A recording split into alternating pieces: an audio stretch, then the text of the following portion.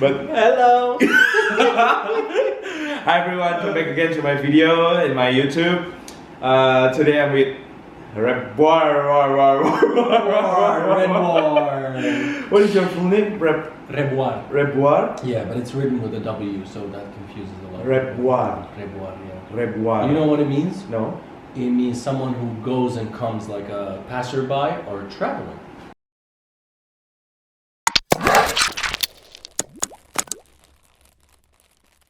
Oh, that's why you're traveling. Bro, I always ask my parents, like, chicken or the egg? You know, which one came first?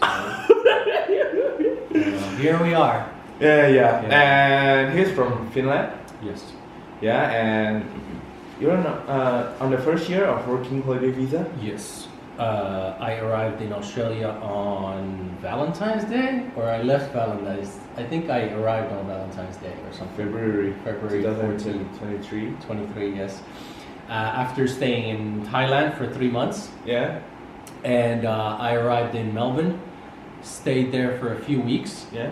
In a few hostels. What did you do in Melbourne for a few weeks?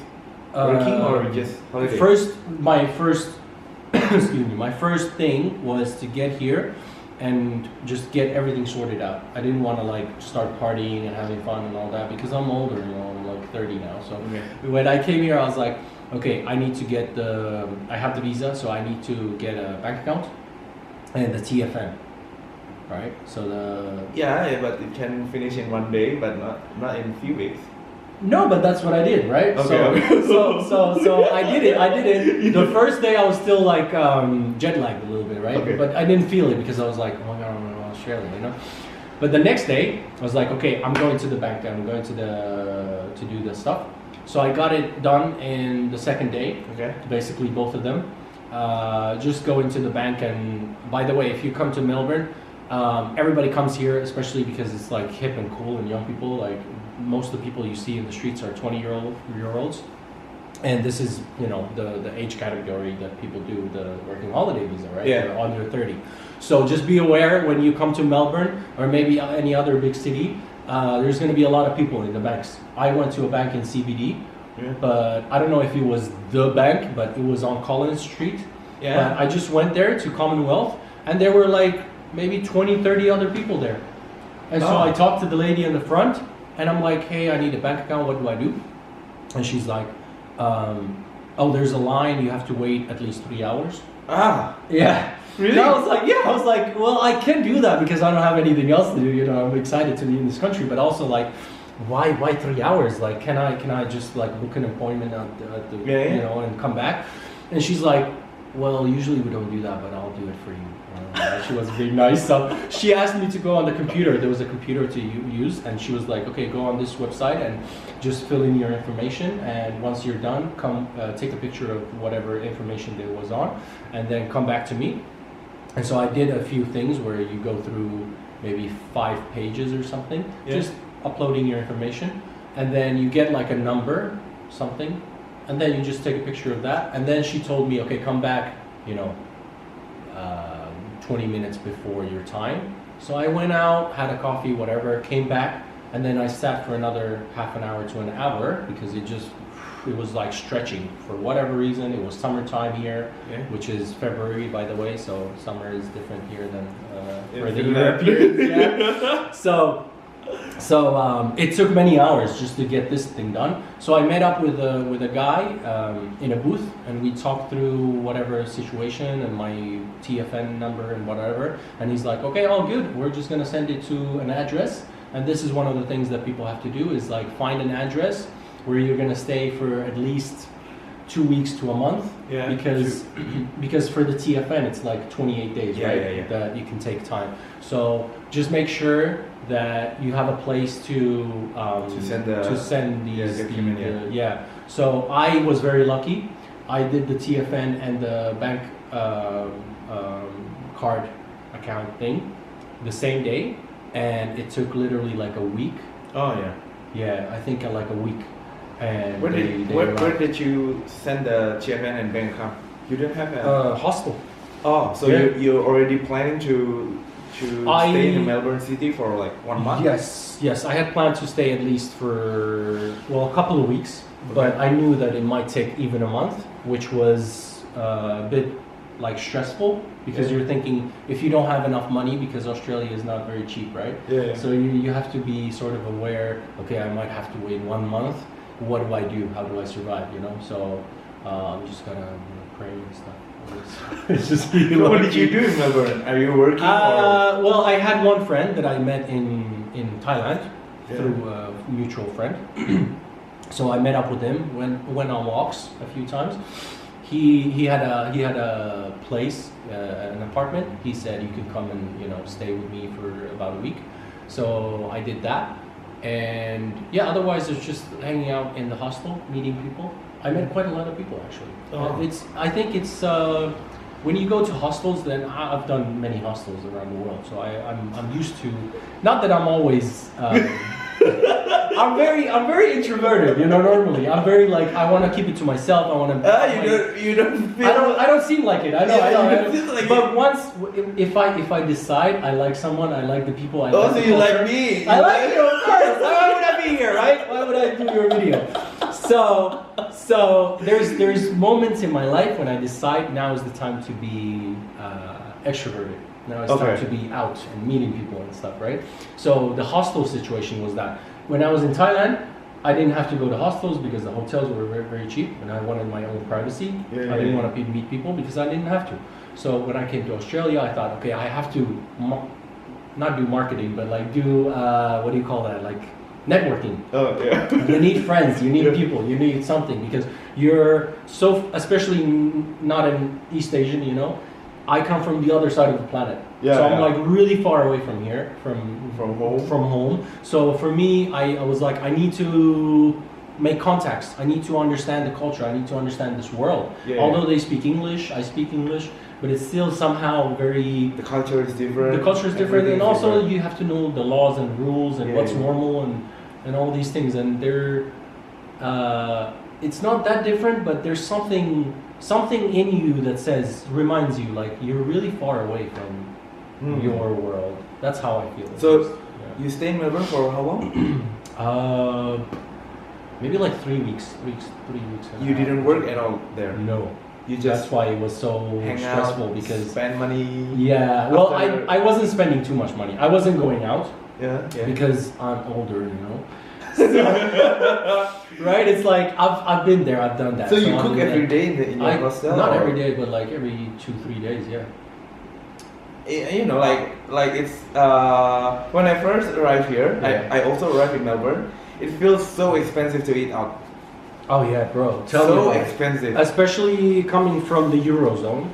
I was at first it took me months to understand how much the dollar is because for me I got scared because I'm thinking dollar in my mind is like I'm used to American dollar because it's very similar to the euro. So I'm thinking, okay, dollar, euro, same, But then I see something for $7 or something for $17, going out and eating for $20. I'm like, is that a lot? Like it feels like a lot, but then actually it's not that bad, So it's the other round for me.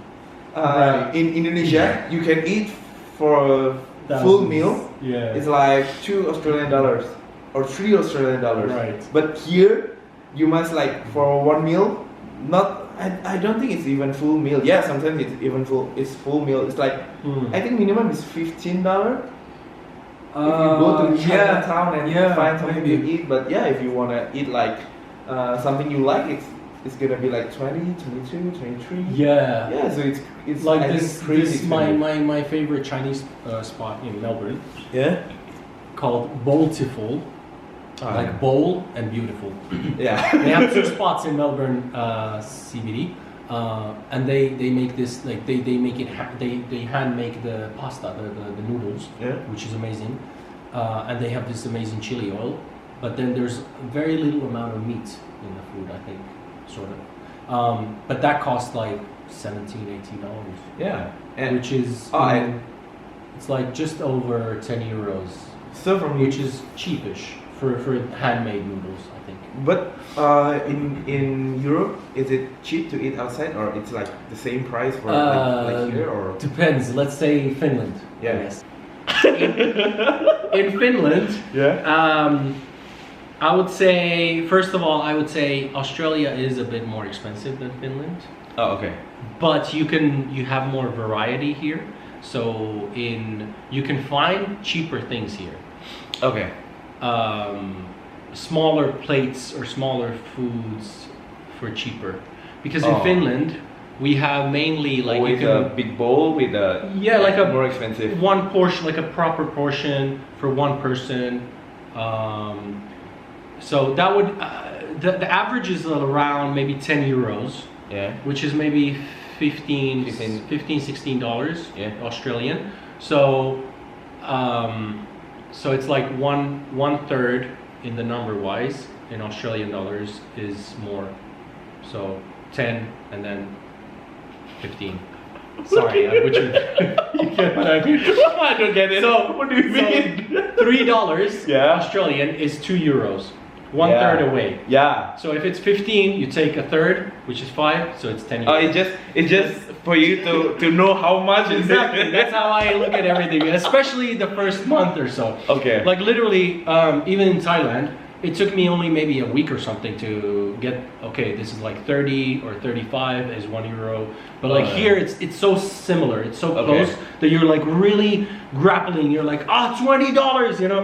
Yeah, the yeah. other time I went to a cafe and I paid $14 for a banana bread and a coffee. But the banana bread was quite big, and I got scared. I was like, oh my god, I paid $14. But it's actually only 8 euros. And Oh, for okay. the size and the presentation and everything, I was like, okay, this is actually fair. Oh, But yeah, long story short, what was I saying about pricing? Oh, I want to say that in Finland, the greatest way to save money and eat a lot is buffets. We have Yeah. amazing buffets, and it's like a big deal in Finland. We get like Well, buffets it's like for all you can eat. yes, Yeah. and you would pay normally around like $16-17 Australian Oh yeah. for all you can eat. You have Oh, it's not expensive. no. Yeah, But yeah. if you go out to eat, you have like the kebab shops, the Asian food, Yeah. like Thai food, these kind of deals. You would pay more like at least $15 to like $20 for a portion. Oh, okay. For me, as someone who's traveled to cheaper places like Thailand, to get like pad thai in Finland and pay like, you know, Yeah. $15-20, And I I'm think- like, oh, I think it's even tastes better in Thai. maybe, I don't know about that, because like I'm just very health conscious, and Oh. it's about the oil that they Okay. use and all that. I'm like, I don't know if it's like what kind of oil, but then again, it's you can't I don't know, maybe like peanut oil would be the best option. I don't know. I'm just very aware of like, Okay. like, yeah. So after 3 weeks in Melbourne, Yes. how did you find the meat factory here? Oh right, okay. So then, okay. I got into a situation in Melbourne because the country has just opened up. Right, Yep. this is now June of 2023. I came here February 2023. The country opened up maybe Last year. end of last year. No, it's like I think it's on June. June? Yeah. Oh, okay. June or July. Okay. 2022. So not too long ago when I arrived. So when I arrived, there were not many options for hostels. Okay. Even in Melbourne, which is a big city, there were maybe 5 hostels to choose from, I guess, or Okay. a little bit more. But like some of them were like, you know, 2-3 stars, and you're like, well, I don't know if I want to go here and bad Yeah, yeah. reviews and no reviews or whatever. But like the main ones. So they got booked out really fast, and then Ed Sheeran was in town, and then Taylor Swift or whatever, and then Snoop. I don't know. Snoop was in Adelaide or Snoop like Dogg? Snoop Dogg. Yeah. Okay. All these freaking major artists came in town. All of a sudden, I'm like, no, I'm not ready. Like, don't come down. You know, I'm still trying to figure my things out. You know, so a lot of tourists from Australia came to these hostels. A lot of young people. So the hostels were run out. You know. Because many of the hostels were shut down because of COVID, right? Yeah. So now the country is opened. Lots of hostels have been shut down, but then lots of people are coming in because the country's open. So now we're fighting over rooms and availability, just like the housing crisis and all this. So it's like very tough situation. Just like anyone who's planning to come here, like do research, have enough money, because you might romanticize, because I did that. Like I speak English fluently. So I'm being very confident in my skills to find a job and get everything sorted. But honestly, with the situation here and understanding what this country is about, being a continent like the US, for example, but only having 25 million people. Now right? I think it's 27 or 28 now. Okay. But still, like very small amount of people compared to where you come from, right? Indonesia, it's like 300 million of people now. Already? Yeah. Oh my lord. Okay. So you have that many amount of people, but the landmass is probably like half of Australia. Yeah, it's smaller, but I don't know how. Right? I don't know exactly. And my country is like the size of maybe a little bigger than Victoria. Oh, okay. Yeah. And we have only 5 million. Yeah, in the whole country. So, but even in Australia, you can see when you travel, you see how wide and big fields there are and lots of animals, and that's why the meats are, I guess, cheaper here because it's easier to, sell. And have farmed land and meats and stuff like that. So the thing is, it's a country that's trying to. There's capitalism, right? So you're trying to grow. It's always about growing, like just in like a business, you want to grow. Every year you have to have more sales. You can't just like say, okay, we're good with 1 million. No, you have to make 2 million. So it's like this country also needs a lot of immigration. That's why we have so many visa types, right? We meet like my roommates as well. They are on, they're trying to get PR, so permanent residency. And they come here, they lived here for years, for 5 years, whatever, and they have to work 6 months in regional areas. Like we have to do 3 months in the first year and then second year. So it's like they have a lot of visa types, so that people come in, easy labor force, so they can manage this country, this massive land, right? Yeah. And because they have a lot of resource, but they don't have enough people. Right. And then also like maybe the locals are, getting to a higher standard of living, so they don't want to do the jobs that we have to do, like meat factory and stuff like that. So they need people like us who want to come here to do something, do the hard work, do the hard job. So basically saying that when you come here, be prepared and just be aware that it's not going to be a smooth ride. Like I've traveled to many places.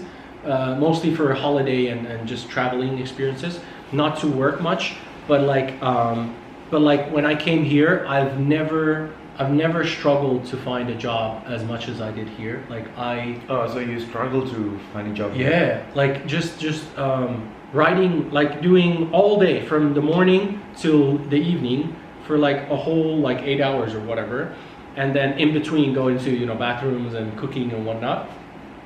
But like in between, just researching everything, doing all these applications, sending in applications or writing a whole cover letter, doing my CV, checking out and researching the company and the work they do and what I'm required of, and understanding the white card, which is the construction and all these, like you have to have a certificate. Like Australia is very, by the way, very regulated. It's very controlled. Like there's a hard regulation on everything.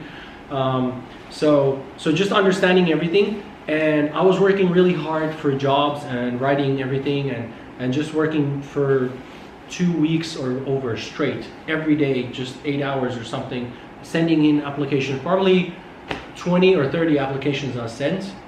And every day or? Every day, yeah, pretty much. Every day I would do like 2 or 3 because I was reading so much. Like I wasn't just like click, just send. No, I was like, this is a different company. I have to know what they do and I have to sell myself, because I saw, like, if you go on backpacker job board, which is for backpackers, like working holiday visa people, you can see like how many people have viewed or sent in the application, and you see like hundreds. Okay. You're like, how am I gonna be different, you know? Yeah. So you try to like research the company, you try to like give in the right words, the keywords, and tell them why you should be hired and stuff like that. And with my proper English, I still didn't have any callbacks, any For 3 weeks. No, never. Oh, until now? Until now, never. That all of the all of these jobs, the only one that I actually got was this one, and that was because I called a number at the hostel that they had a poster on from an agent. Oh, okay. And so you were here under the agent? Yes. TAS or LSA. LSA, okay. Yeah. So that was when I moved to Adelaide. Okay. And then in Adelaide, I was staying in a hostel and another one, and then not much happened. The first hostel had some things on the board, but most of them were like 6 months ago, and some of them were like, I don't know, and some of them were like, you need your own car. Which, by the way, if you don't have a driver's license like me, whew, good luck. Yeah, so I called that one, so I got that job, and that was even hard. Like that was like, he said, you gotta come here first, get a accommodation. He gave me a number, and he's like, okay, get the accommodation, come to this middle of nowhere place, get a bed, because there's no bed, there's nothing. Yeah. So I go to IKEA and I get a mattress, and I get a bike, because you need to bike to work. Yeah. And this was the only work that's only 3 kilometers away, and not 30 or 100 kilometers away, because a lot of jobs, by the way, you are required to drive yourself, because it's a massive country. Remember that when you come here from Europe, where you have public transport everywhere and stuff. No one's gonna watch it from Europe. No, maybe one person. Hey, okay. Even if it's one person, it's still good, right? Yeah, okay. So lucky you, European. Well, maybe Jakarta has. Oh yeah, maybe. Well, you have lots of mopeds, so I don't know. Maybe it's easier, and maybe it's easier to get a driver's license in your country. Yeah, it's and not so easy. expensive like in my country. Not expensive and not hard. Right. Yeah. So there you go. So basically, I arrived here and I got that, and when I got this job, then the other company, the Camelier position, the next job that I'm going to, they answered back and said, hey, what about this and that? And we went forward, back and forward. With the emails, and then we had a call, and so I got the second job. Then there was one other lady who called me for a bartending job, and that was when I said, oh, thank you very much, but I actually found another job, and that was it. So out of like 20 or 30 places, only 3 give you or a job. 2 really, because one was like a call, so it was like sort of different. So it's competitive. And there's lots of people who just came into the country, like, because the country, remember, COVID, the thing that happened since 2020, that whole thing that shut down the world, that has affected everywhere in the world. I've traveled a lot of places during that time, and even coming here and being in Europe and even hearing about what's happening in Europe right now, I'm like, this is happening everywhere. This whole thing, it's not only one place. I've talked to Indonesians, I've talked to Chinese, I've talked to other people, and they're all saying similar things, and you see similar things. So it's like, this country just opened up after being closed for 2 or 3 years. And so a lot of businesses have lost their revenues from the tourists or the workers, and now the ones who survived, they must have had to sacrifice in certain things. So I don't know, when I came in, it was sort of like survival-ish mode. Not too bad, but they were just like in Melbourne, 5 million people, that's like my whole country's level. And there's literally like 5 hostels to choose from. And mostly they're booked out. Mostly the business that are running here still closed from the pandemic before. So it's kind of hard to find, still kind of hard to find a job here, because most of the business is still closing, and probably if you find a job, you're gonna have to sort of be a part of the rebuilding process. Not like, oh, I'm just gonna get a job, they're gonna explain everything to me. No, they're probably gonna be like, yo, you're here to save us, like we're kind of running short here, you have to do this, you have to do that, so you have to really be prepared when you come here, because you know, you're coming here for a whole year of Yeah, experience, and it's a different world. It is separated from the rest of the world, and especially the rest of the Western world. So once you can come here, it's a different culture. And if you just believe in yourself that you're committed to this process, you're gonna find ways through it. You know, it's gonna be a whole process. The first time I came here, I arrived here in October. I started working in November because I already find a job from Indonesia. I mean, like, so you got the job when you yeah, were in yeah. I Indonesia. applied first from the agent. I asked my friend who already work here, and I think that time it's pretty easy to find a job everywhere. But you know, because the border is opening up and everyone is coming here from Thailand, from Philippines, from Indonesia, from Europe, from everywhere. Yeah, I think it's hard to find a job now. Did you look for other jobs, or did you? How would you, when you say it was sort of easy? Because a lot of people offer me a job. Yeah, I have. How? In what kind of situation? I have some. You met people? No. Face to face, or a group.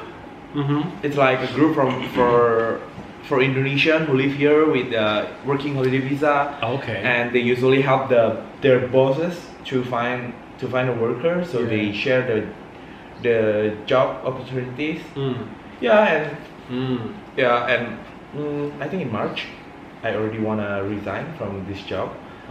Yeah. Okay. And it's now June, by the way. Yeah. Okay. And I try to find another job, and it's still not that hard to find a job. I actually already through these groups. Through just talk to some of my friends. Oh, hey, okay. do you have any job opportunities there? I'd say that's a pointer, because I feel like that maybe that's the best way here. It's like face to face, knowing people, being part of group chats and stuff like that. Yeah. Because where I come from, I was just like, I'm coming in, I'm just gonna cold send, you know, these CVs and be professional. But nobody wants that. You're not working in an office, right? I think the bosses just want to know someone who referral someone, and they know someone at least. I think less that's random easier. Yeah. What I want to ask. And then you work here until now, June, from March. I started at the end of March, my induction. March, So I started work really on April. April, Just May, right June. in the So this is my third month. So I did April, May, and now June, and so I've got 2 more weeks. So I'm gonna probably leave by the end of first week of July. I want to go to. Yeah, bro, I know. I was like, because once you get that thought of like, I want to leave, you don't want to extend. You're like, I just need a time off. I think I need a break or something. You know, like, but yeah, well, you have a nice place, man. Well, you're lucky with that. Yeah, but you know. I know, but you know, I don't know. It's different, right? What is your plan to come to Australia? What did you search for? Of course, it's not money. Oh, you search for money? Actually, yeah, sort of. No, that's the wave that I'm riding on. You're not the first thing you search here is money, right? It's like no. Yeah, it's good to have more money here, but I would say no. You're right. If you really think about it, no. Mostly it was to get away from what I'm used to. Okay, because so you want a new experience. Yeah, like I've always sort of been anxious about being stuck in one place. Okay. Because like I told you, I'm from a small city in Finland, which is already a small country at the end of the world, you know. Which one is smaller, this town or? Oh no! That was a city. That's 60,000 people. But for you, 60,000 people is what? Like a village, right? Yeah. For me, that's a medium-sized city. Okay. Yeah. So we call it a city. Okay. But you know, it's small, and you sort of know everybody that there is to know, like you from your age group, because there aren't many people to know and stuff. And there's only a few cafes and bars and a few hotels and stuff like that. So it's after a year you've seen the whole place, and when you live there for 16 years, you're like, I'm done. I want to go out. You know, I want to explore the world. So for me, it was more like I want to expand my horizons throughout the planet, throughout the world, because I'm not fixated on Finland or any country. I'm the traditional like I believe in borders and regulation now, but like in a spiritual sense, I guess you could say, I don't believe in borders and stuff, like, because I want to experience the whole humanity as a whole. So I want to go everywhere that I have a chance to work, because I don't want to just spend, because if you only spend on travels, then you have to go somewhere, which is usually back home, to work and make the money again. So you're starting sort of on zero. So I want to go on a travel journey where I can just hop from one country to another, one location to another. That's why you go to just keep Thailand. making money. Did you work in Thailand? No, that's the thing though. Because Thailand was just like, I'm just like, hanging out here and not doing anything. And after for 3 months? Yeah, I know. Too long. I know. It was a mistake. Now looking back, I'm like, why did I not leave earlier? But I didn't know about Australia being open. I still thought that Australia was out of the question. So that's why I was waiting on. I was in a period where I couldn't just decide something. I was still waiting on some things to work out. So that's why I had to just sort of stay there and be like, okay, I can't work, but I don't want to go back either. Like, I'm stuck and it's winter time for me. So yeah, what I'm doing in Australia is being somewhere different. Yeah, the pay is better. Yeah. And the taxes especially are lower. Oh, really? Oh, because the government, I mean, in Finland you don't have to pay anything for healthcare, for birth, for right, yeah. for So, everything. You just.